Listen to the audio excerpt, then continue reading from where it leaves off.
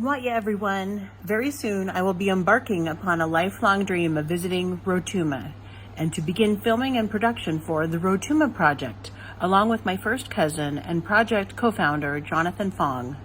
But before we go, I am in Colo-i-Suva, where my parents first began their life together close to 50 years ago. Why Colo-i-Suva? It goes back to the 1940s and 50s when excessive logging in Fiji led to a dire need to protect the reef from toxic runoff to ensure indigenous vegetation could survive. My father, Jerry Weber, was part of a group of foresters from the United States who volunteered with the Peace Corps to work with British foresters and the Fiji Ministry of Forestry.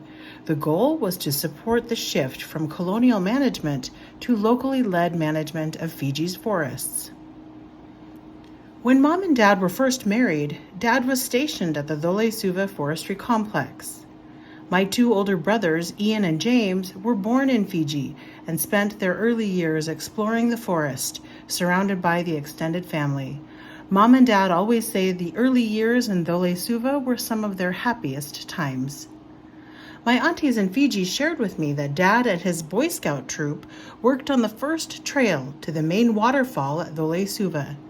As I walk through this special forest, I'm proud to know Dad was part of supporting sustainable forestry efforts decades ago. Today, Fiji's mahogany and pine plantations are thriving. Today, the 2.5 square kilometer rainforest remains preserved and now boasts of 6.5 kilometers of walking trails. Mingled among the palm trees and ferns, I spot mahogany and pine trees, which were introduced to the area to help mitigate the impacts of excessive logging.